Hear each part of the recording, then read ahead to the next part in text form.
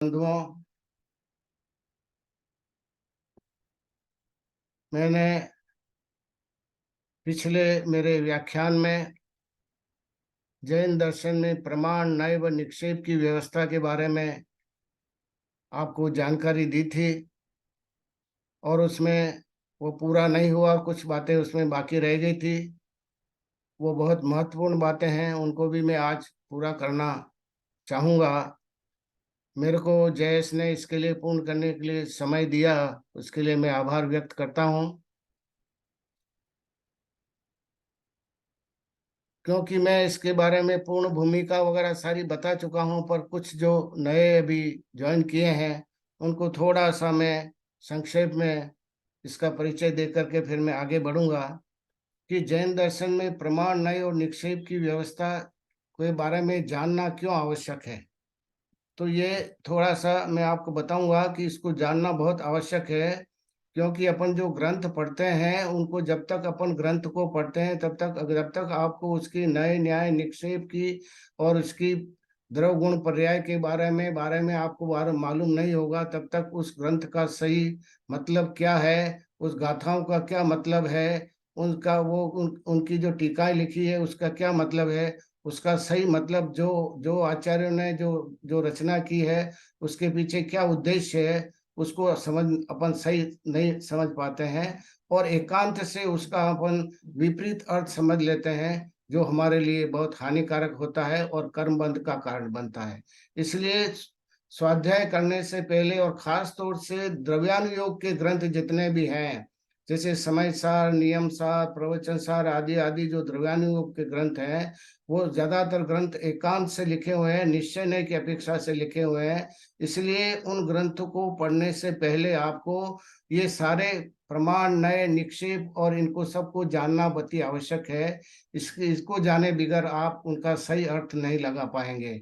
इसलिए ये इनको जानना हमारे लिए अति आवश्यक है, क्योंकि जो अपना जिन आगम में जैन दर्शन है वो अनेकांतमयी है और अपने इस अनेकांत के अंदर अपने को निश्चय न्याय और व्यवहार न्याय दोनों की अपेक्षाओं को लगा करके ग्रंथ को समझना पड़ेगा।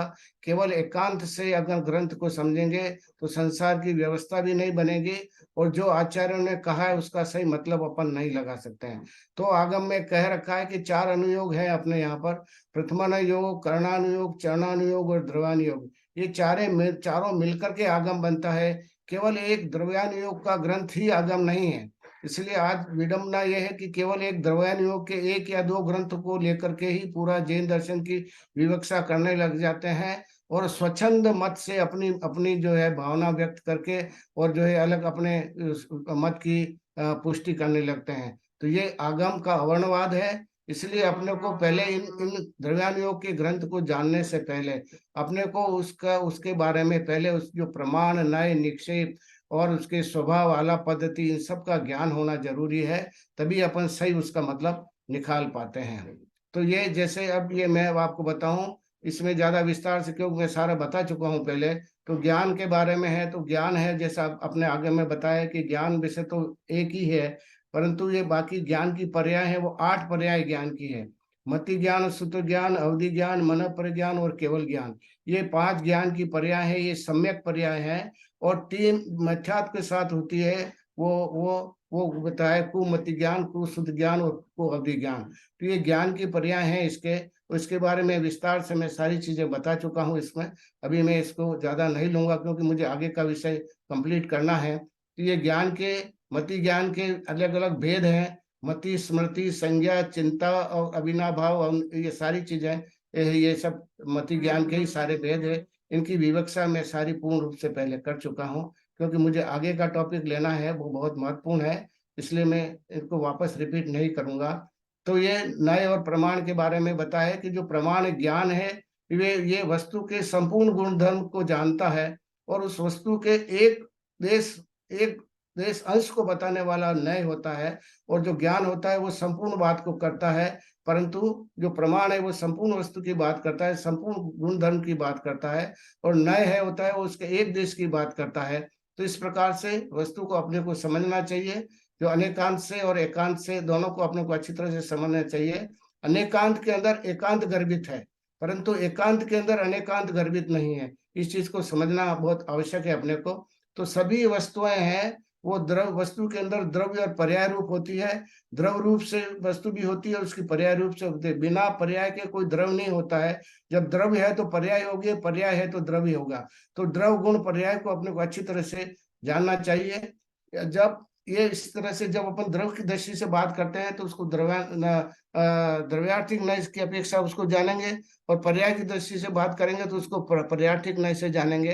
तो इस प्रकार से द्रव्यार्थिक नय के जो है वो 3 प्रकार के द्रव्यार्थिक नय है, निगम नय, संग्रह नय और व्यवहार नय। और पर्यार्थिक नय के 4 भेद है, ऋजु सूत्र नय, शब्द नय, संविरूढ़ नय और एवं भूत नय। तो इन सातों नय की विवेचना आज मैं करूंगा। ये सारे आगम नय के अंदर गर्भित हैं, और आध्यात्मिक नय के अंदर है। वो चीजें मैं पिछली बार मेरे पिछले व्याख्यान में बता चुका था मैं आपको। ये अब ये तो इसकी बात हो गई। अब ये निक्षेप के बारे में है। तो निक्षेप 4 प्रकार के निक्षेप है। मतलब निक्षेप का मतलब होता है किसी में आरोहण करना। तो निक्षेप 4 प्रकार के, नाम निक्षेप, स्थापना निक्षेप, द्रव निक्षेप और भाव निक्षेप। ये 4 प्रकार के निक्षेप है। ये अपनी सुविधा के अपने के हिसाब से निक्षेप का आगम में वर्णन किया गया है। तो नाम स्थापना निक्षेप में किसी मूर्ति में इसमें उसमें संस्कार स्थापित करना, तो ये सारा जो है वो स्थापना निक्षेप आता है। नाम निक्षेप में बिना गुण के ही नाम रखना है। द्रव्य निक्षेप में द्रव्य वही है पर पर्याय नहीं है। भाव निक्षेप में स्वयं वो वस्तु स्वयं उपलब्ध रहती है, वो वर्तमान पर्याय को वो भाव निक्षेप कहते हैं। तो भाव निक्षेप केवल वर्तमान पर्याय को ही ग्रहण करता है। और द्रव्य निक्षेप उसकी द्रव्य को, उस द्रव्य की को ही ग्रहण करता है। और स्थापना निक्षेप है, उस द्रव्य के अभाव में अपन उसकी कल्पना करते हैं। वो द्रव्य नहीं है, मूर्ति के अंदर वो भगवान या साक्षात नहीं है, पर उस मूर्ति के अंदर अपन उस संस्कार, उसके 5 कल्याणक का उसकी स्थापना करते हैं। तो वो स्थापना निक्षेप के अंदर आता है। तो इसके अंदर ये सारी चीजें मैं विस्तार से पूरी बता चुका था मैं। अब ये ज्यादा यहाँ नहीं लूंगा मैं इस चीज को। ये नए, अब ये मैं 2 प्रकार के जो है नए बताए इसमें। तो ये जो आगम नय और ये आध्यात्मिक नय है। तो आध्यात्मिक नय की चर्चा मैं पूरी विस्तार से पहले कर चुका हूँ। आज मैं आगम नय की चर्चा करूंगा। आगम नय में मतलब निगम नय, संग्रह नय, व्यवहार नय, ऋजु सूत्र नय, शब्द नय, संविरूढ़ नय और एवं भूत नय। ये 7 नय है, ये आगम नय है ये। और ये जो बाकी जो है अध्यात्म नय के अंदर निश्चय नय और व्यवहार नय है, ये अध्यात्म नय की श्रेणी के अंदर आते हैं। अब ये अध्यात्म न्याय के बारे में मैं पूरी विस्तार से चर्चा कर चुका था पिछले पिछले मेरे व्याख्यान में। तो अध्यात्म न्याय में 2, द्रव्यार्थिक न्याय और पर्यार्थिक न्याय। पर्यार्थिक न्याय को अपन व्यवहार नहीं कहते हैं, और निश्चय न्याय को अपन द्रव्यार्थिक न्याय कहते हैं। जो द्रव्य का ही प्रयोजन होता है वो द्रव्यार्थिक न्याय के अंदर आता है, और पर्याय ही जिसका प्रयोजन है वो व्यवहार न्याय में आता है। ये सच में रिविजन कर रहा हूँ। तो ये यहाँ पर द्रव्य जिसका द्रव्य जिसका प्रयोजन, केवल द्रव्य के ऊपर बात होती है, इसमें पर्याय की बात नहीं करता है वो। और व्यवहार न्याय वो पर्याय की बात करता है। तो इस प्रकार से ये द्रव्यार्थिक न्याय और पर्यार्थिक न्याय, इसको निश्चय न्याय भी कहते हैं और व्यवहार न्याय भी कहते हैं। ये निश्चय न्याय को अपन 2 भागों में विभक्त किया इसमें अंदर, एक शुद्ध निश्चय न्याय और एक अशुद्ध निश्चय न्याय। या इसको अच्छी तरह से समझ लें। शुद्ध निश्चय न्याय है ये कर्म सापेक्ष है, कर्म निरपेक्ष है। शुद्ध निश्चय न्याय में केवल शुद्ध द्रव्य की बात करता है, इसका केवल शुद्ध द्रव्य ही इसका प्रयोजन है। ये कर्म निक्षेप है, कर्म से निरपेक्ष है। ये बंध से रहित है, चलाचल से रहित है, स्पर्श से, संयोग से, सबसे रहित है। केवल शुद्ध एक एक जो शुद्ध बात की जाती है, शुद्ध द्रव्य की बात की जाती है, वो शुद्ध निश्चय के अंदर आती है। इसमें किसी प्रकार के दूसरे द्रव्य का कोई किसी प्रकार से कोई संबंध नहीं है, कोई कुछ भी नहीं रहता है। वो सिद्ध निश्चय में के अंदर गर्भित होता है। और अशुद्ध निश्चय में जो अशुद्ध द्रव्य की पर्याय होती है वो प्रयोजन होता है। वो द्रव्य अशुद्ध होता है, मतलब कर्म सापेक्ष है। ये अशुद्ध निश्चय कर्म सापेक्ष है, और शुद्ध निश्चय है वो कर्म निरपेक्ष है। अब इस अशुद्ध निश्चय न्याय को, जिसको अपन पर्यार्थिक न्याय की श्रेणी में लेते हैं, इसको 2 भागों में विभक्त करते हैं अपन, सद्बुद्ध व्यवहार न्याय और अशुद्ध बुद्ध व्यवहार न्याय। जब एक द्रव्य को विषय करता है कोई भी, तो उसको अपन असद्बुद्ध व्यवहार में लेंगे।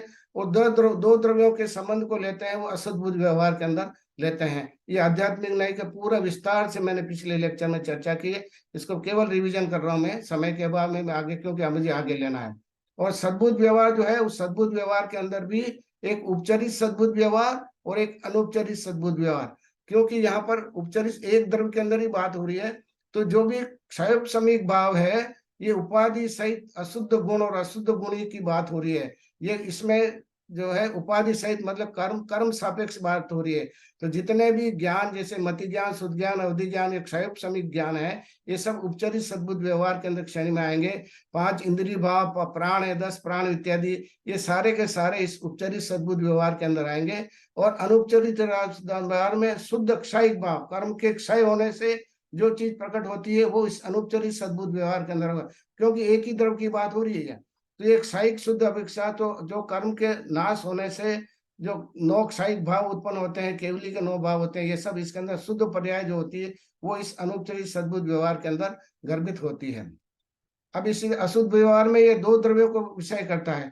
तो 2 द्रव्यों के अंदर है ये अनुपचरित सद्बुद्ध व्यवहार और उपचरित सद्बुद्ध असद्बुद्ध व्यवहार नहीं। ये अशुद्ध व्यवहार दो द्रव्यों के संबंध को बताता है। तो अनुपचरित असद्बुद्ध व्यवहार है वो संश्लेष संबंध को बताता है। संबंध की अनेक प्रकार, संबंध को अपन समझेंगे तो अनेक प्रकार के संबंध होते हैं। 2 द्रव्यों के संबंध को अपन इसमें अनुपचरित सद्बुद्ध व्यवहार के अंदर लेंगे। तो 2 द्रव्य कौन से होंगे? आत्मा और कर्म। इनमें आत्मा और कर्म में जो है वो संश्लेष संबंध है। दूध और पानी जैसे एक क्षेत्रगा हो जाते हैं, उस तरह से आत्मा और कर्म एक क्षेत्रगा हो जाते हैं। वो अनुपचरित असद्बुद्ध व्यवहार है। और उपचरित सद्बुद्ध व्यवहार में फिजिकली 2 द्रव्य अलग अलग हैं, उनका जो संबंध होता है उसको उपचरित असद्बुद्ध व्यवहार कहते हैं। आगे इसकी विवक्षा में थोड़ी और ले लूंगा मैं। तो ये इसमें असंश्लेष संबंध है, संश्लेष संबंध नहीं है। दूध पानी जैसा संबंध नहीं है। जैसा पिता पुत्र का संबंध है, अपना घर का संबंध है, बेटा बेटी का संबंध है, धन का संबंध है, घर का संबंध है। तो ये सारे संबंध है, 2 फिजिकली अलग अलग हैं। इनके संबंध को अपन उपचरित असद्बुद्ध व्यवहार कहते हैं। मतलब इनके प्रदेश अलग अलग हैं। इसकी विस्तार से मैं आगे इसमें लूंगा स्लाइड में। तो ये इसको असद्बुद्ध व्यवहार नहीं के अंदर अपन सम्मिलित करते हैं, अपन उपचरित असद्बुद्ध व्यवहार।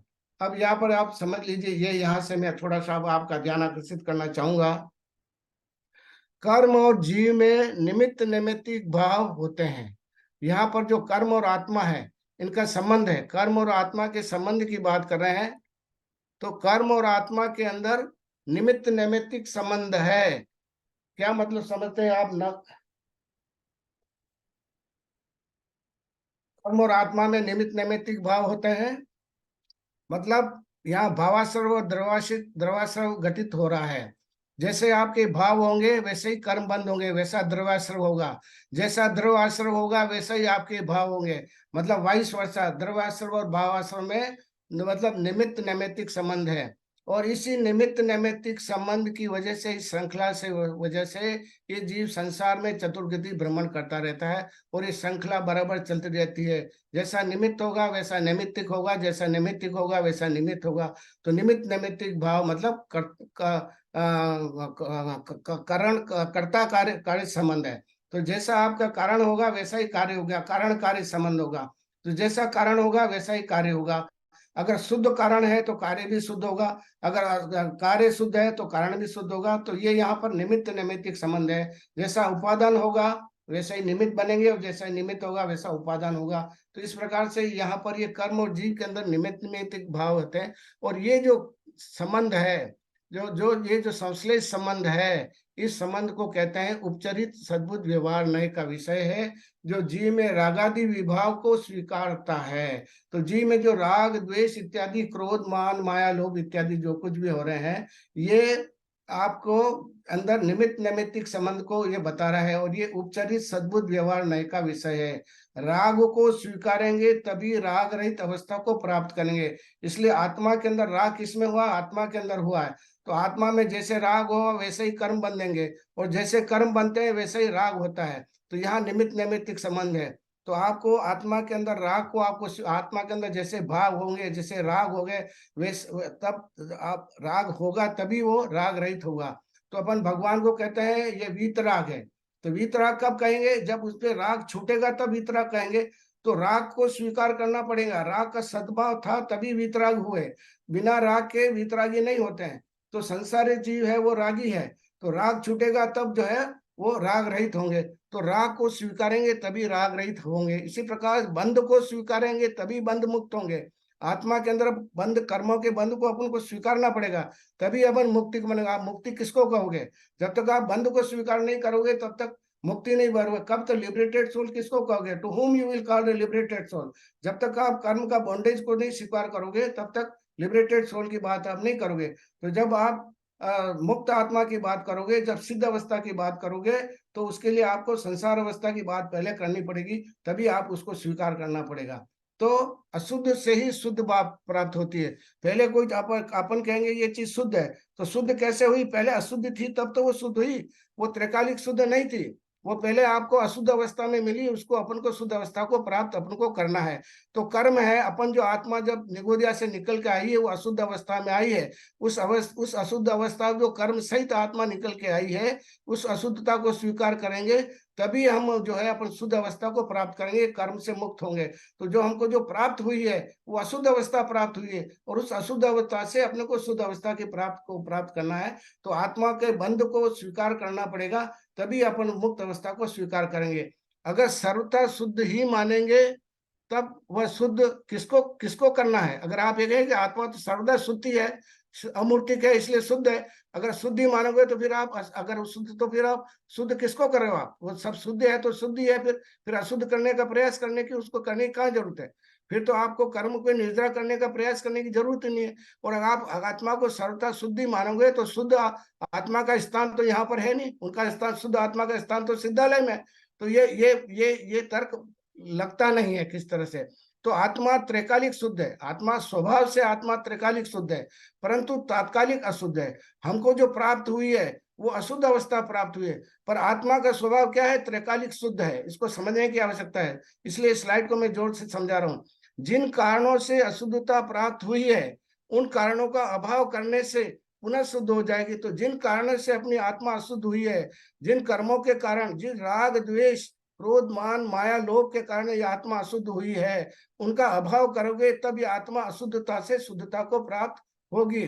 सिद्धों में अशुद्ध करने के कारण का अभाव है। सिद्ध है वो शुद्ध क्यों है? और एक बार सिद्धालय में पहुंच जाते तो फिर वापस नहीं आते हैं।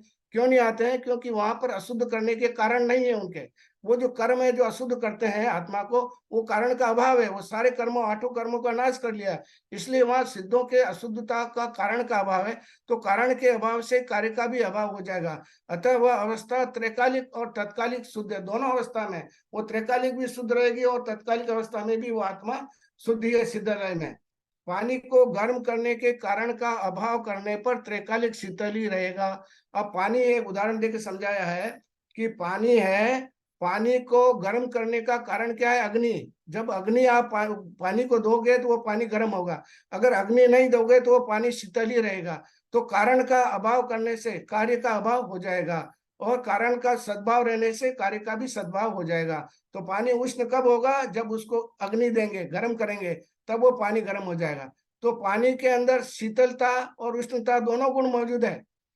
शीतलता उसका त्रैकालिक गुण है, परंतु उसके अंदर अग्नि आपने दी उसको, पानी को, तो वो उसकी जो शुद्धता है, वो शीतलता है, वो किसमें? उष्णता में परिणमित होगी।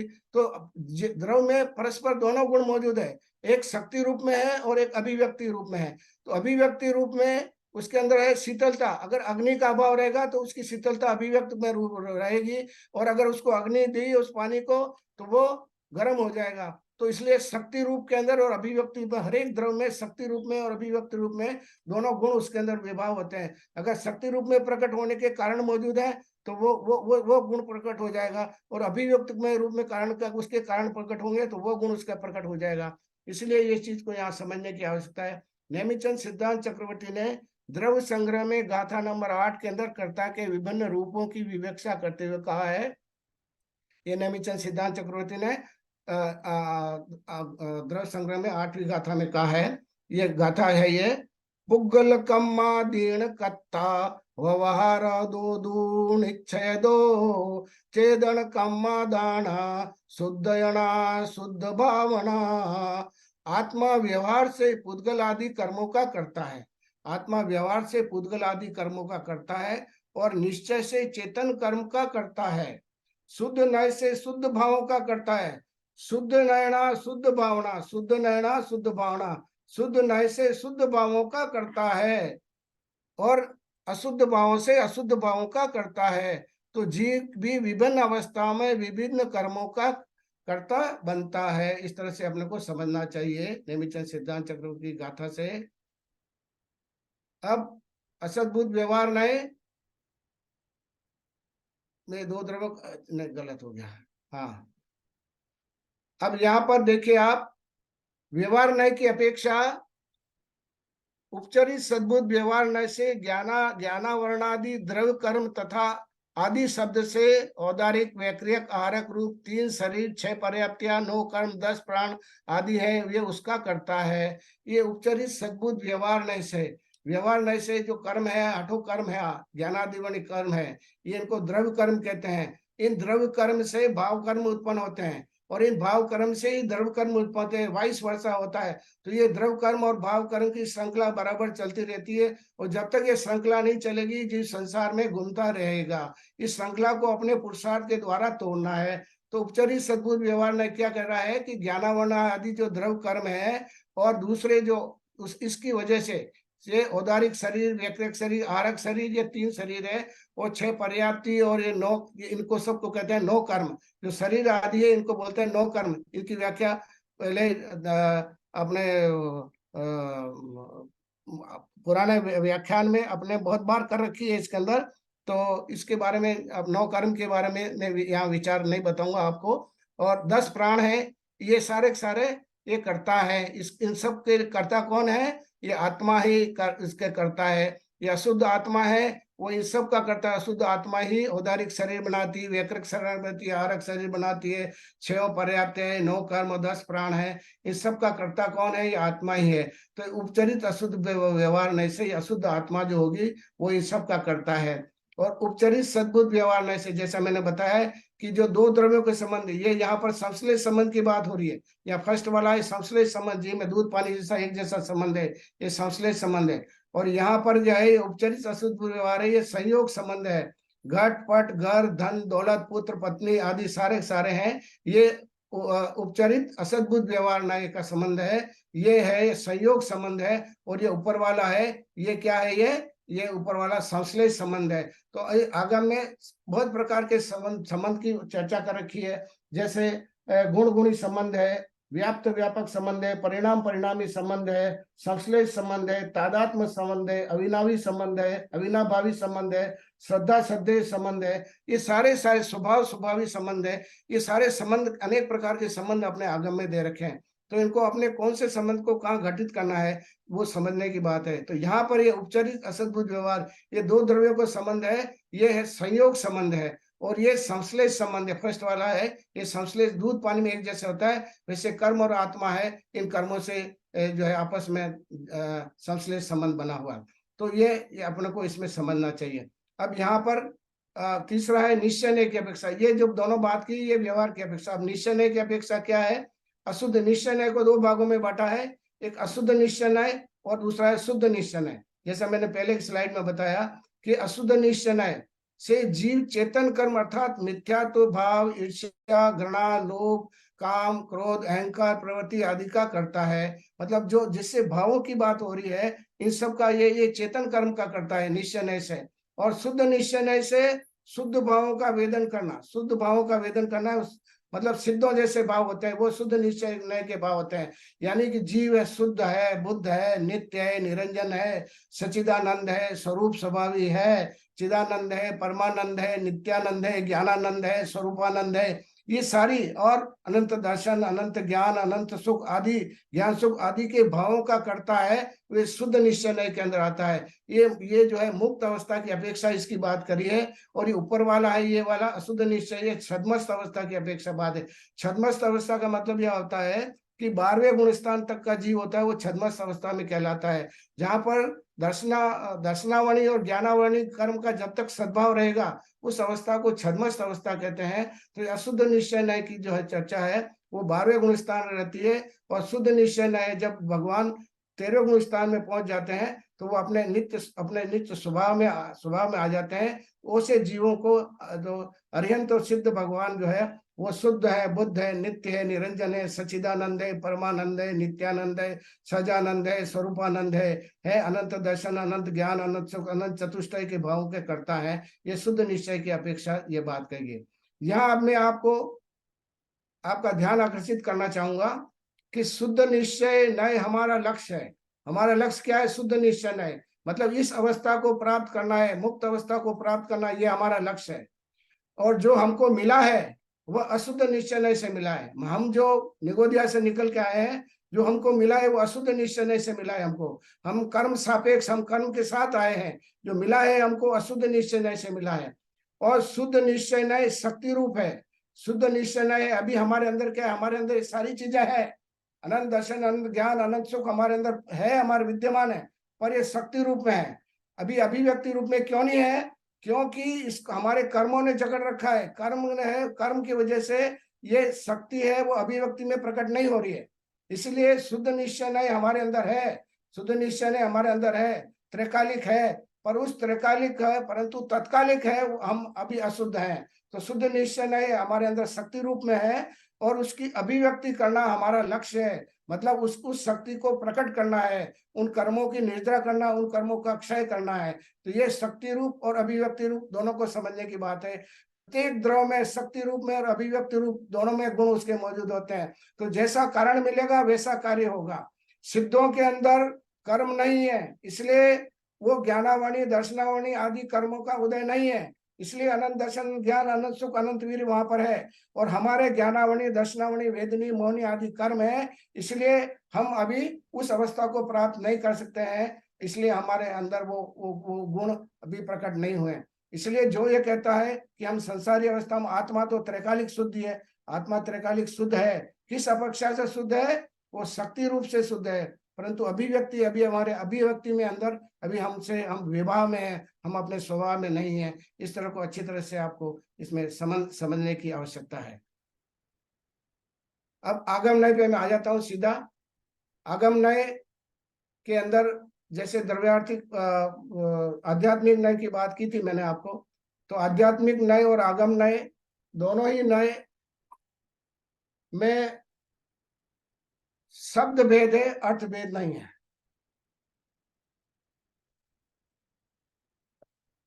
अब द्रव्यार्थिक नय है मतलब द्रव ही जिसका प्रयोजन है, पर्यार्थिक नय में मतलब पर्याय ही जिसका प्रयोजन है। इस द्रव्यार्थिक नय को 3 भागों में विभक्त किया है। एक निगम नय, संग्रह नय, व्यवहार नय। ये 3 नय है जिसको द्रव्यार्थिक नय के अंदर गर्भित किया है। और पर्यार्थिक नय के अंदर ऋजु नय, ऋजु सूत्र नय, शब्द नय, संविरूप नय एवं भूत नय, ये चारों नय है, ये पर्यार्थिक नय के अंदर गर्भित किया गया है इस आगम नय के अंदर। तत्वार्थ सूत्र में और अन्य ग्रंथों में इसकी बहुत अच्छी विवक्षा दे रखी है। यहाँ पर ये बात बताना चाहूंगा मैं कि निगम नय, संग्रह नय और व्यवहार नय, ये तीनों नय चारों निक्षेप को मानते हैं। 4 निक्षेप हैं जो पहले मैंने आपको पिछले लेक्चर में बताया और अभी मैंने नाम बताया, उसके वर्णन तो ज्यादा विस्तार से नहीं बताया। तो 4 निक्षेप है, नाम निक्षेप, स्थापना निक्षेप, द्रव निक्षेप और भाव निक्षेप।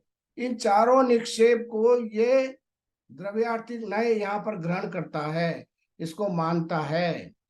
और पर्यार्थिक नय के अंदर ये ऋजु सूत्र नय है, ये केवल स्थापना निक्षेप को नहीं मानता है, ये स्थापना निक्षेप को नहीं मानता है, बाकी तीनों निक्षेप को मानता है। ये ऋजु सूत्र नय बाकी के 3 निक्षेप है उनको मानता है, केवल स्थापना निक्षेप को ये नहीं मानता है। ये अकेला नय है जो पर्याय को मुख्य करता है, पर्याय को मुख्य करता है और द्रव को गौण करता है, अभाव नहीं करता है। ये द्रव है, द्रव को गौण करता है परंतु अभाव नहीं करता है। ये तीनों बाकी के 3 नय है, ये जो है ये द्रव को गौण कर देते हैं और पर्याय को मुख्य कर देते हैं, पर्याय को ही द्रव में काउंट कर लेते हैं, पर्याय को द्रव में ले लेते हैं। परंतु यहाँ पर ये ऋजु सूत्र नय एक ऐसा अकेला नय है जो स्थापना निक्षेप को नहीं मानता है और बाकी सब निक्षेप को ही मानता है। तो स्थापना व द्रव निक्षेप को नहीं मानते, ये तीनों है, ये स्थापना निक्षेप और द्रव निक्षेप को नहीं मानते हैं, नाम व भाव निक्षेप को मानते हैं। भाव जो उसके भाव है वो भाव निक्षेप मतलब वर्तमान में जो चीजें उसी को मानते हैं। तो और ये स्थापना निक्षेप मतलब जो भूत और भविष्य की बातों को ये नहीं मानते हैं। तो ये स्थापना व द्रव निक्षेप को नहीं मानते हैं, नाम व भाव निक्षेप को मानते हैं। ये तीनों निक्षेप, इसके आगे विवक्षा करूंगा, उदाहरण देकर के समझ में आ जाएगी। अब विशेष बात जो है मैं आपका ध्यान आकर्षित करना चाहूंगा वो ये है कि ये सातों नय एक दूसरे के मत का खंडन करते हैं। ये सातों नए एक दूसरे के विरोधी हैं। लेकिन जिनेंद्र देव ने किसी भी नए का एकांत करने का या अभाव करने को नहीं कहा है। इस बात का अंडरलाइन करने की जरूरत है कि जिनेंद्र देव ने अपनी देशना में किसी भी नए का एकांत करने को नहीं कहा है कि केवल ये निश्चय ही सही है और व्यवहार नहीं गलत है, या व्यवहार नहीं सही है निश्चय नहीं गलत है। इस प्रकार की बात नहीं कही है उन्होंने। जैसा कि अपने ग्रंथों में देखने का मिलता है कि व्यवहार नहीं अभूतार्थ है, ये मिथ्यात्व है, ये है। इन चीज को सबको गहराई से समझने की बात है कि आचार्य जी ने किस अपेक्षा से वो बात कही गई है। इस चीज को यहाँ समझना और अंडरलाइन, क्योंकि इसीलिए नए न्याय निक्षेप को उन ग्रंथों को पढ़ने से पहले समझना जरूरी है।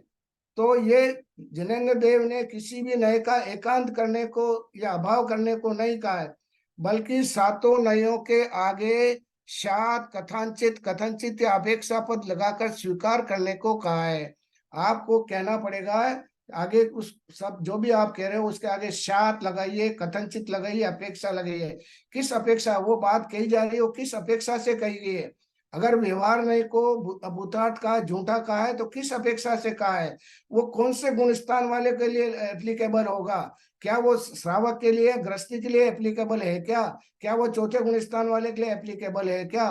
तो निश्चय नहीं कहाँ कौन से गुण स्थान में लगेगा, वो शुद्धोपयोग में लगेगा कि शुभोपयोग में लगेगा कि अशुभोपयोग में लगेगा। ये अपने को लगाने का विवेक अपने को होना चाहिए। और ये जब तक नहीं लगा पाएंगे जब तक कि अपने को ये न्याय ग्रंथों का और इनका नए न्याय निक्षेप का ज्ञान नहीं होगा, तब तक अपन लगा नहीं पाएंगे। और एकांत करके स्वच्छंद मत चला करके और आप अपनी बात से आप भी भ्रमित होंगे और दूसरों को भी भ्रमित करेंगे। तो इसको जैन दर्शन अनेकांतमय है, और जो अनेकांत है वो सिद्धांत है, और शादवाद है वो कथन पद्धति है। तो उस कथन पद्धति मुख्य करके, कथन पद्धति जो वक्ता है वो किस अभिप्राय से कह रहा है, वो अपेक्षा लगा करके शाद पद लगा के कहना अपने को उस बात को कहनी चाहिए, जिससे कि आपको किसी को भी उसका हर्ट नहीं होगा। किसी को भी आप स्वयं किसी के पिता हैं, किसी के भाई हैं, किसी के आप पुत्र हैं, किसी के बहन है, किसी का बेटा है, किसी की बेटी है, आप अकेले हो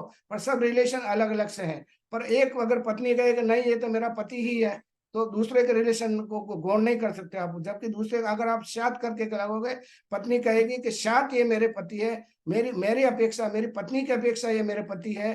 बेटा कहेगा कि मेरे पिता की अपेक्षा ये मेरे पिता है। भाई कहेगा, मेरी बहन कहेगी मेरे भाई की अपेक्षा मेरा भाई है। तो आप अपेक्षा लगा करके शाद पद कर कथनचित लगा कर कहेंगे तो किसी को भी हर्ट नहीं होगा।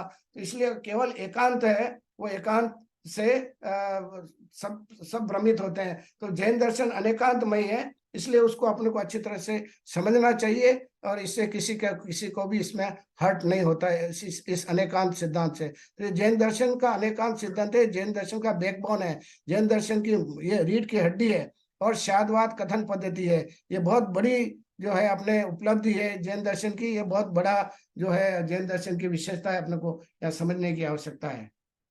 अब ये निगम नय पर मैं आ जाता हूं आपको मैं समझाने के लिए। तो निगम नय क्या कह रहा है, जो नए पदार्थ के संकल्प मात्र को समग्रता से ग्रहण करता है।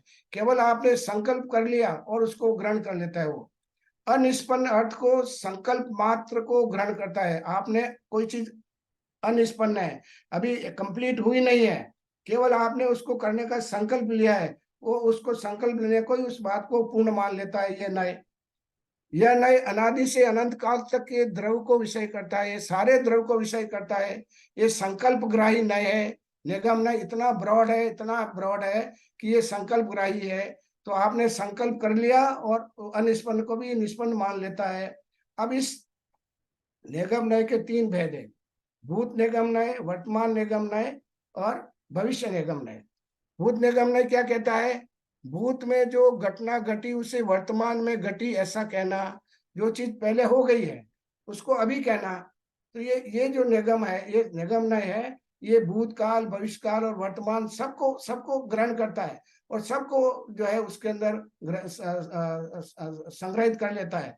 तो भूत निगम नय कहता है कि जो बात भूत में घटित हुई उसको वर्तमान में कह देना, क्योंकि यह नय सारी पर्याय को आज वर्तमान में उसी द्रव में स्वीकार करता है। ये न्याय इतना ब्रॉड है कि सारी पर्याय, कुछ भी है, भविष्य में हो गई या भूत में हो गई, सारी पर्याय को उस द्रव्य के अंदर स्वीकार कर रहा है। जैसे आज भगवान महावीर का जन्म हुआ या निर्वाण कल्याण हुआ, भगवान महावीर का है 2550 साल पहले निर्वाण हुआ, उसको आज आज अपन उसको निर्वाण महोत्सव मना रहे हैं, आज उसका जन्म उत्सव मना रहे हैं।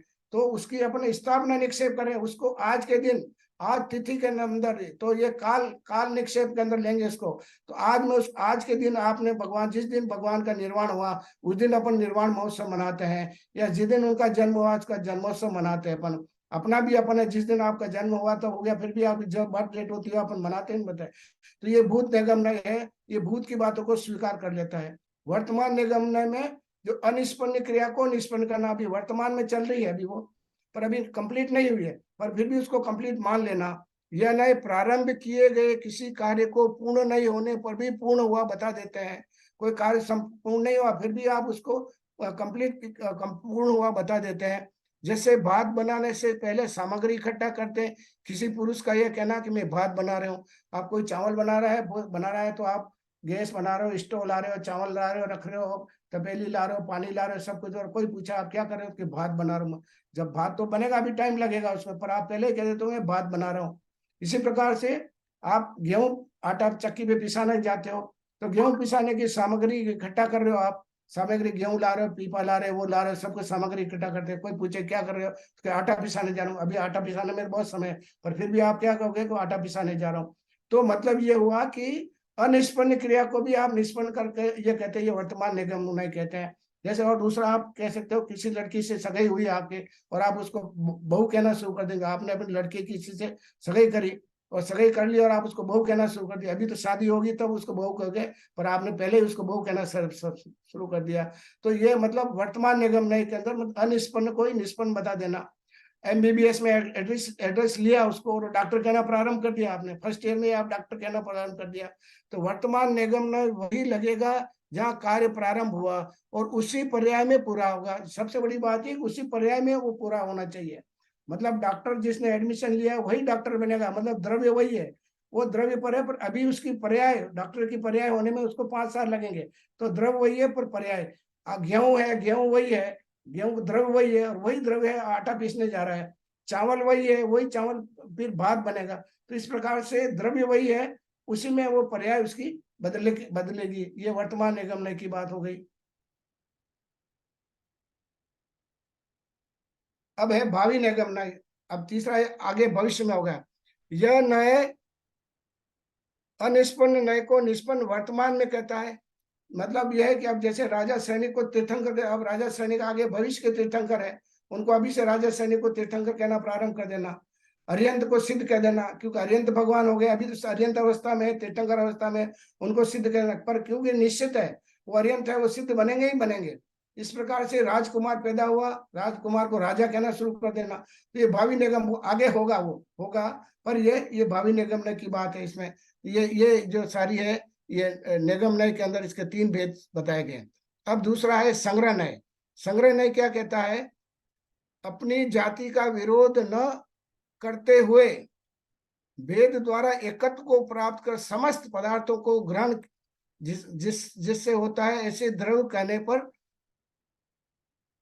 ये होता है। अब कैसे है? अपनी जाति का विरोध न करते, अपनी जाति का मतलब द्रव्य है, अपनी जाति का विरोध न करते हुए भेद द्वारा एकत्व को प्राप्त कर समस्त पदार्थों को ग्रहण जिससे होता है, ऐसे द्रव्य कहने पर षड द्रव्य आ जाते हैं। जैसे मान लीजिए आपने कहा द्रव्य कितने हैं, अपन कहेंगे 6 द्रव्य, षड द्रव्य है, 6 द्रव्य। इन द्रव्य में 6 द्रव्य को एक साथ कह दिया, मतलब सब द्रव्य की मतलब सामान्य गुण से सारे के सारे द्रव्य, मतलब जीव द्रव, अजीव द्रव्य, धर्म द्रव, अधर्म द्रव, काल धर्म, ये सारे 6 द्रव्य है, इनको आपने द्रव्य कह दिया।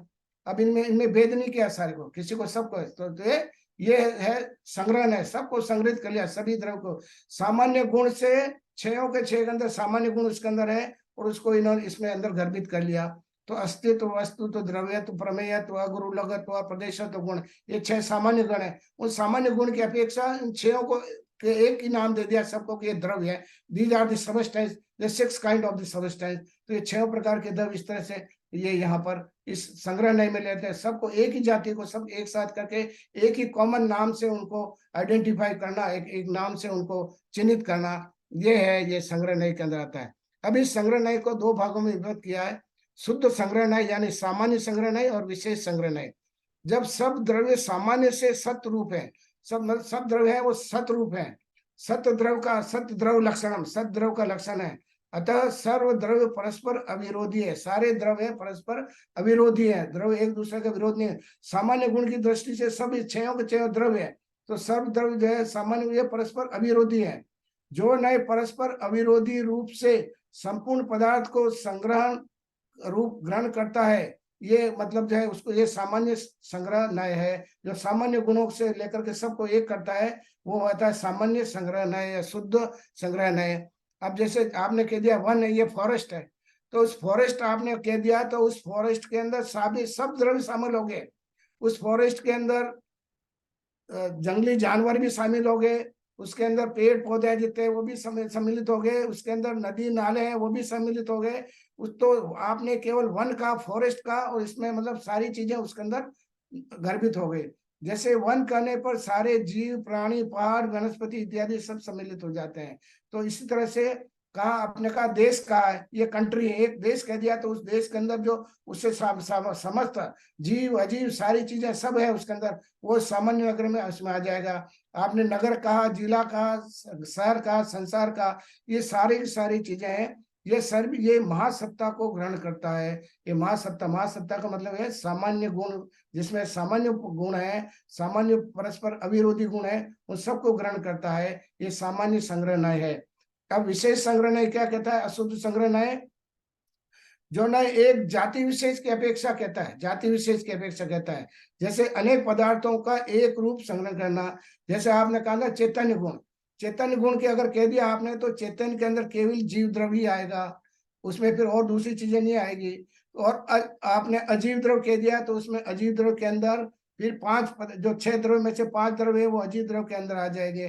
तो इस प्रकार से आपको इसको विशेष स्पेसिफाई कर दिया आपने, विशेष गुणों के आधार पर, विशेष गुणों के आधार पर जो है आप उसको आइडेंटिफाई करेंगे, तो चेतन पने की अपेक्षा संपूर्ण जीव राशि एक हो जाएगी। और जीव कहने पर सामान्य से सब प्रकार के जीव ग्रहण हो जाएंगे उसमें, और अजीव कहने पर सारे अजीव उसमें ग्रहण हो जाएंगे।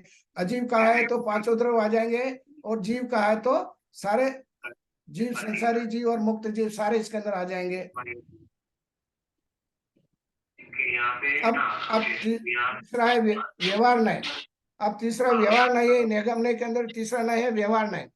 व्यवहार नय क्या कहता है? संग्रह नय के द्वारा ग्रहण किए हुए पदार्थ में,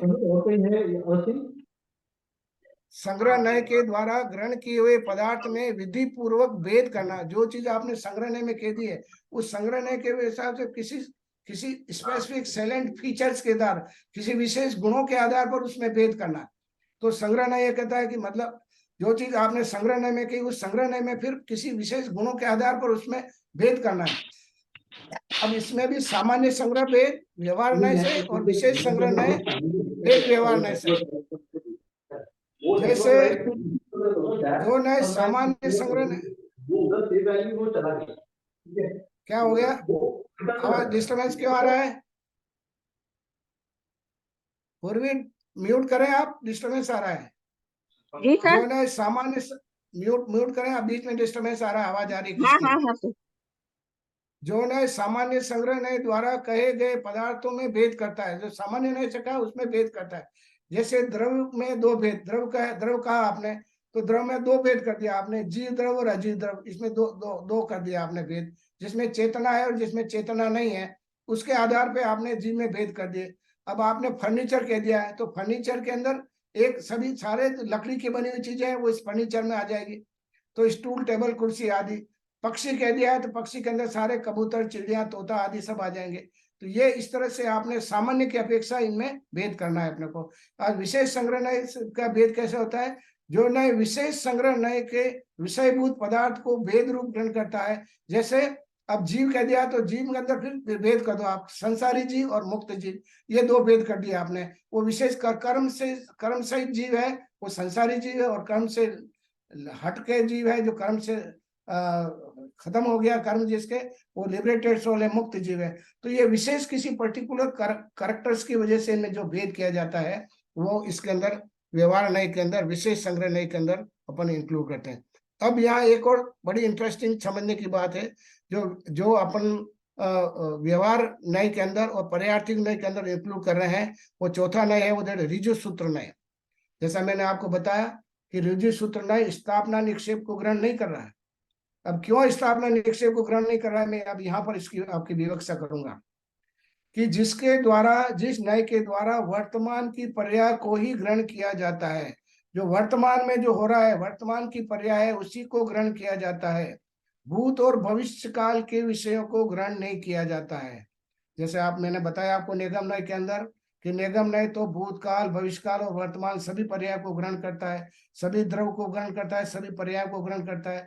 पर ये ऋजु सूत्र नय है, ये भूत और भविष्य काल के विषयों को ग्रहण नहीं करता है, केवल वर्तमान पर्याय को ही ग्रहण करता है। मतलब ये नहीं कहता है कि जो पर्याय अतीत हो गई, जो भूत हो गई है, उसका एग्जिस्टेंस ही नहीं, वो पर्याय तो नष्ट हो चुकी है। और जो भाई अनागत है, जो आने वाली है, वो अभी उत्पन्न हुई नहीं है, इसलिए जो पर्याय खत्म हो गई है या जो पर्याय अब आने वाली है उसकी बात ये नय नहीं करता है। ये नय केवल जो अभी वर्तमान में जो चल रही है बात, उसी की बात करता है। अतः उसमें व्यवहार नहीं हो सकता। तो ये ऋजु सूत्र नय ये दो प्रकार का है, एक सूक्ष्म ऋजु सूत्र नय और स्थूल ऋजु सूत्र नय। ये ऋजु सूत्र नय केवल वर्तमान पर्याय को ही ग्रहण कर रहा है। अब सूक्ष्म ऋजु सूत्र नय क्या कहता है कि जिस द्रव्य में प्रति समय जो अर्थ पर्याय होती है, सूक्ष्म जो चेंजेज हो रहे हैं प्रति समय, प्रत्येक पदार्थ में परिणमन हो रहा है, सूक्ष्म अर्थ पर्याय बन रही है, जो विषय करे वह शुद्ध सूक्ष्म सूत्र है। जो अर्थ पर्याय को ग्रहण करते हैं, जो सूक्ष्म से सूक्ष्म परिपरिणमन होता है उसको ग्रहण करता है, वो सूक्ष्म ऋजु सूत्र नय है। यह प्रत्येक क्षण में परिणमन करने वाले समस्त पदार्थों को विषय करता है। तो ये सूक्ष्म परिणमन जो हो रहा है, ये हमारे ज्ञान गम नहीं है, संसारी जीवों के छद्मस्त के ज्ञान गम नहीं है, ये केवली भगवान के ही ज्ञान गम में है। तो सूक्ष्म ऋजु सूत्र का दूसरा नाम आगे है, एवं भूत नय भी कहते हैं इस सूक्ष्म ऋजु सूत्र को। और स्थूल ऋजु सूत्र नय है, तो ये जो अर्थ पर्याय हो रही है जितनी भी, ये सूक्ष्म ऋजु सूत्र के अंदर आती है। और अर्थ पर्याय जो परिणमन हो रहा है वो हमारे ज्ञान गम नहीं है, ये केवली भगवान के ज्ञान गम में है, इसलिए इस पर ये सूक्ष्म ऋजु सूत्र नय की बात है। अब स्थूल ऋजु सूत्र नय है, जो नय द्रव की अनेक समयवर्ती स्थूल व्यंजन पर्याय को विषय करता है। मतलब द्रव एक ही है पर उसकी पर्याय बदलती रहती है एक ही समय, उसकी तो जैसे जैसे स्थूल व्यंजन पर्याय उसकी बदलती रहती है, उसको यह ग्रहण करता है। यह अशुद्ध सूक्ष्म ऋजु सूत्र नय है। चक्षु इंद्रियों के द्वारा विषयभूत व्यंजन पर्याय को विषय करता है। तो ये स्थूल ऋजु सूत्र नय है, ये अपने इंद्रियों के द्वारा अपन इसको ग्रहण कर सकते हैं, इसको जान सकते हैं। ये व्यंजन पर्याय है जो दृष्टिगोचर हो सकती है, जिसकी अपन विवक्षा कर सकते हैं। जैसे मनुष्य आदि पर्याय अपनी अपनी आयु प्रमाण काल तक रहती है, जैसे मनुष्य पर्याय है। अब ये पूरी एक पर्याय, एक स्पान है, बर्थ से लेकर के डेथ तक मनुष्य की पर्याय एक है। अब इस जीवन भर की पर्याय को स्थूल ये ऋजु सूत्र कैसे देखता है? बच्चा जन्म हुआ है, उसकी अवस्था अलग है, फिर वो बालक हुआ, उसकी अवस्था अलग है, शिशु उसकी अवस्था अलग है, फिर वयस्क हुआ उसकी अवस्था अलग है, अधेड़ अवस्था अलग है, वृद्ध हो गया उसकी अवस्था अलग है। तो ये स्थूल जो सूत्र नय है, ये उस एक ही मनुष्य पर्याय के अंदर फिर जिस समय जो जो अवस्था है उसकी बात करेगा। तो यानी कि ये स्थूल ऋजु सूत्र नय ग्रहण करता है। यह नय पर्याय को ही द्रव्य मानता है, जो पर्याय उसी को द्रव्य मानता है, जैसे बालक, शिशु, वयस्क, अधेड़, वृद्ध आदि। तो ये वो जो पर्याय, उसकी बालक की पर्याय है उसी को द्रव्य मान रहा है, शिशु की पर्याय उसी को द्रव्य माना है, वयस्क की पर्याय उसी को द्रव्य माना है, अधेड़ की पर्याय उसी को द्रव्य मान रहा है, और वृद्ध की पर्याय उसी। तो द्रव्य वही है पर उसकी पर्याय बदलती रहती। तो जिस वक्त जो पर्याय है वो उसको उस हिसाब से ये ऋजु सूत्र नय उसकी बात करता है। अब देखिए, आप बड़ा विशेष बात मैंने लिखी, उसको थोड़ा समझने का प्रयास करें। संग्रह नय से विभिन्न द्रव्यों का संग्रह नय क्या कर रहा है? अलग अलग द्रव को सबको संग्रहित कर लिया है। और ऋजु सूत्र नय एक द्रव की ही विभिन्न पर्याय का समूह करता है। द्रव एक ही है, पर्याय वही द्रव्य है जो मनुष्य जन्म लिया है, वो पर्याय वही एक मनुष्य, वही पर्याय। अब उसके अंदर जो भेद कर रहा है, उसके अंदर जो पार्टीशनिंग हो रही है, उसको ये विशेष कर रहा है।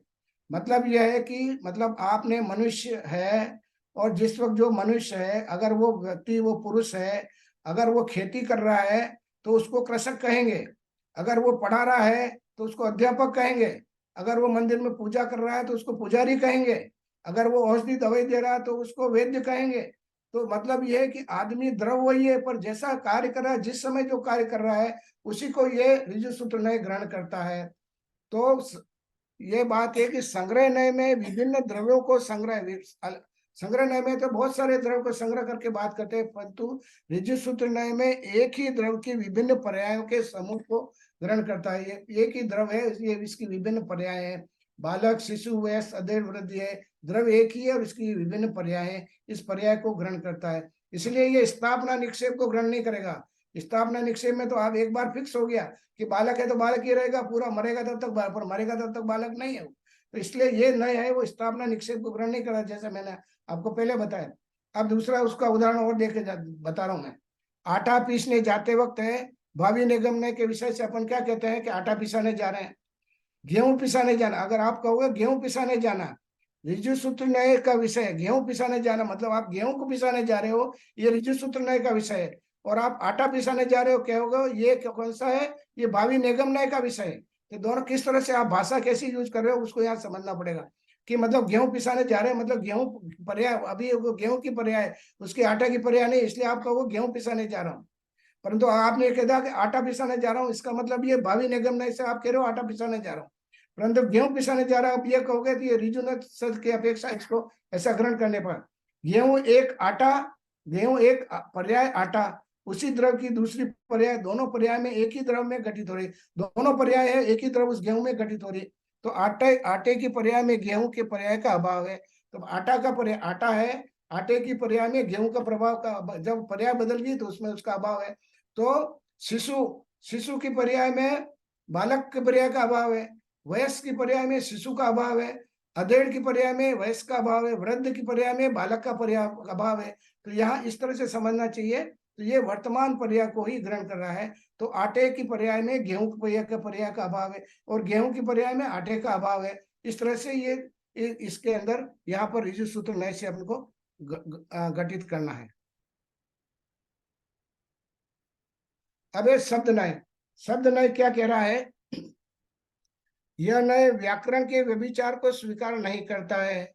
ये नय जो है व्याकरण के अंदर, व्याकरण की जो गलती को, उसको ये नय शब्द नय स्वीकार नहीं करता है। जैसे लिंग है, लिंग में जैसे स्त्रीलिंग की जगह पुल्लिंग बोल जाओ, पुल्लिंग की जगह आप स्त्रीलिंग शब्द बोल जाओ, तो ये नय उसको स्वीकार नहीं करेगा। फिर है साधन, साधन क्या है, संख्या, संख्या, संख्या में मतलब आपके सिंगुलर है कि प्लूरल है, एक वचन है बहुवचन है। और बहुवचन की जगह आप एक वचन बोल दो, एक वचन की जगह बहुवचन बोल दो। तो ये इस तरह से, इस तरह से काल है, काल में वर्तमान काल को भूतकाल बोल दो, भूतकाल को भविष्य काल बोलो। इस तरह से ये व्याकरण के व्यभिचार को ये नए शब्द नए स्वीकार नहीं करता है। फिर आता है अब संभिरूढ़ नय। संभिरूढ़ नय है ये, जहां शब्द नाना अर्थों का उल्लंघन कर किसी एक अर्थ में रूढ़ हो जाता है। मतलब ये जो है शब्द, ये जो नय है, संभिरूढ़ नय है कि नाना से शब्द नाना अर्थों का उल्लंघन करके किसी एक अर्थ में रूढ़ हो जाता है। पर्यायवाची शब्द का अर्थ ये पर्यायवाची शब्द को ग्रहण नहीं करता है। किसी भी चीज के आप बहुत सारे पर्यायवाची शब्द है, वो पर्यायवाची शब्द को ग्रहण नहीं करता है। पर जो जो चलन में है शब्द, जो जो जो जो शब्द चलन में है उसी को स्वीकार करेगा। जो शब्द जिस पदार्थ के लिए प्रचलित कर दिया है, उसी को ये संभिरूढ़ नय स्वीकार करता है। ये इस संभिरूढ़ नय की विशेषता है। और अब है लास्ट में एवं भूत नय। ये जिस नय में वर्तमान क्रिया की ही प्रधानता है, जैसे मैंने बताया कि वर्तमान उसी तत्क्षण जो बात हो रही उसी को, उसकी प्रधानता है। जैसे मैंने आपको बताया पहले कि ये जो है आपके सूक्ष्म ऋजु सत्र नय और ये एवं भूत नय, ये एक ही बात है। तो जिस समय जिस जो काम हो रहा है उसी को ये एवं भूत नय स्वीकार करता है।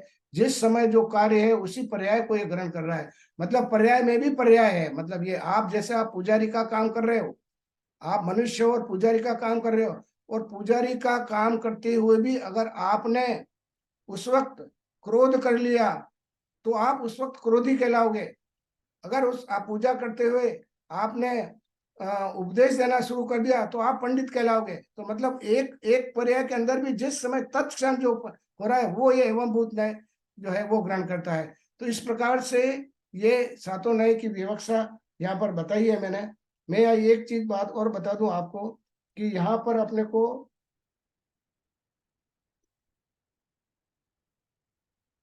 द्रव के संबंधों को समझना चाहिए अपने को कि द्रव के संबंध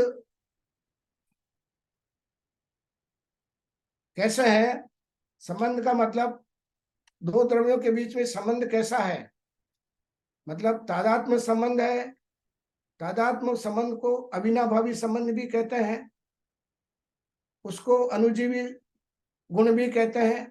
मतलब जो हमेशा उसके साथ रहे, जैसे आत्मा के साथ में है दर्शन और ज्ञान गुण है, ये तादात्म्य गुण है, अविनाभावी गुण है, जो हमेशा उसके साथ रहेंगे ही रहेंगे। इसको इस संबंध को कहेंगे अपन तादात्म्य संबंध या अविनाभावी संबंध। एक के साथ दूसरे का होना निश्चय है, बिल्कुल है अविनाभावी संबंध। पर ये चीज अपन संयोग संबंध में नहीं लगा सकते। संयोग संबंध तो संयोग से बना है, दो द्रव्यों का संबंध संयोग से बना है। धन का और मकान का संयोग आपका बना, ये संयोग से बना, हमेशा नहीं रहेगा, हर पर्याय में नहीं रहेगा। ये पति पत्नी का संबंध हर पर्याय में नहीं रहेगा। तो इसको यहाँ अपने को समझने की आवश्यकता है कि किस तरह का संबंध अपना है। तो जो जीव पर द्रव को स्व और पर में भेद नहीं समझ रहा है और पर को स्व समझ के बैठा है, वो जीव मिथ्यात्व की श्रेणी में आएगा। और जो जीव स्व को स्व समझ रहा है, पर को पर समझ रहा है, वो सम्यक्त की श्रेणी में आएगा। इस चीज को अच्छी तरह से अपने को समझना चाहिए। तो यहाँ पर अपने को ये नए की बात बताई मैंने आपको कि अनुपचरित असद्भुत व्यवहार, अनुपचरित असद्भुत व्यवहार नए से ये भी नए मान्य है, क्योंकि घर संपत्ति धन दौलत वगैरह जो आपने कमाई है वो आपने स्वयं ने अपने पुरुषार्थ से कमाई है, कहीं से चोरी करके नहीं लाए हो आप। पत्नी से संबंध आपने साथ फेरे लिए अपने स्वयं बनाए, आपके स्वयं है, इसलिए ये पर नहीं है किसी अपेक्षा, क्यों व्यवहार नहीं की अपेक्षा से, ये आपके ही है, इनका स्वामित्व तो आपके ऊपर ही है। परंतु इसको किस दृष्टि से समझना है, इसके अंदर आपका और इन पदार्थों में तादात्म्य संबंध नहीं है, ये संयोग संबंध है। इसलिए आपको इस चीज का विवेक लगाना है कि कहाँ संयोग संबंध लगाना है और कहाँ संश्लेष संबंध लगाना है। अगर आप इनके साथ तादात्म्य संबंध समझ लोगे, अविनाभावी समझ लोगे, तो आप मिथ्यात्व की श्रेणी में आ गए। धन दौलत पुत्र पुत्री आदि आदि के साथ में अगर आपने तादात्म्य संबंध समझ लिया कि तो मेरे ही है, हर समय मेरे ही रहेंगे, तो आप मिथ्यात्व में, आप वो उसी में रचे पचे रहोगे, तो आप मिथ्यात्व की श्रेणी में आओगे। परंतु इनके प्रति आप जो है उदासीन रहेंगे और आप अपने स्व को स्व समझेंगे। आपके प्रदेश अलग हैं, आपके प्रदेश अलग हैं, आपका जीव अलग है और ये सारे पर है, पर को पर समझे, स्व को स्व समझे। तो इस प्रकार से आपको स्व और पर के भेद को समझने का विवेक अपने को होना चाहिए। ये सारा यहाँ पर ये अनुपचरित सद्भुत व्यवहार और सद्भुत व्यवहार संश्लेष संबंध, इन सबको समझने का तात्पर्य यही है कि आत्मा के कर्मों के साथ संश्लेष संबंध है, दूध पानी की तरह संबंध है। इसको भी अपने को समझना पड़ेगा। जब तक इसका संश्लेष संबंध को आप स्वीकार नहीं करोगे, तब तक आत्मा मूर्ति के संसारी अवस्था में ये भी आप स्वीकार नहीं कर पाओगे। और जब तक आत्मा मूर्ति के इसको स्वीकार नहीं करोगे, तब तक आत्मा के साथ कर्म बंध का भी स्वीकार आप नहीं कर पाओगे, क्योंकि आत्मा अमूर्तिक है और कर्म है वो मूर्तिक है। कर्म पुद्गल है, आत्मा अमूर्तिक है, आत्मा दर्शन ज्ञान स्वरूप है। तो अमूर्तिक का मूर्त के साथ बंध नहीं हो सकता है, ये रूल है। परंतु ये कब होगा, ये जरूर कब होगा, जब आत्मा को आप हमेशा त्रैकालिक अमूर्तिक ही मानोगे। परंतु आत्मा त्रैकालिक अमूर्तिक नहीं है। संसारी जीव की आत्मा मूर्तिक है, कर्म से बंधा हुआ, इसलिए उसके पुनः कर्म से कर्म आगे से आगे बनते हैं। तो ये मैंने जैसे आपको उदाहरण देकर के पहले भी समझाया आपको कि इस हमें जो प्राप्त हुआ है वो अशुद्ध निश्चय से जो चीज प्राप्त हुई है, उस अशुद्ध निश्चय की चीज को अपने शुद्ध निश्चय में अपन को चेंज करना है। इसलिए अशुद्ध निश्चय से हमको जो कर्म, हम जब निगोज से निकल के आए हैं वो कर्म हमारे साथ लगे हुए हैं, इसलिए उस कर्म के साथ वापस नए कर्म बनते हैं। तो द्रव्य कर्म और भाव कर्म की श्रृंखला जो बनती है वो इसी तरह से बनती है। जब तक आत्मा के आप मूर्तिक स्वीकार नहीं करोगे तब तक द्रव्य कर्म और भाव कर्म की श्रृंखला है, इसका बंध जो है आप स्वीकार नहीं कर पाओगे। इसलिए इस चीज को समझना अत्यंत आवश्यक है कि संसारी जीव मूर्तिक है, इसलिए कर्म बंध की श्रृंखला चलती रहती है और इस श्रृंखला को अपने पुरुषार्थ के द्वारा तोड़ना है। आप सबने बहुत ध्यानपूर्वक सुना, अनुग्रहित हूँ। सबको सादर जय जिनेन्द्र।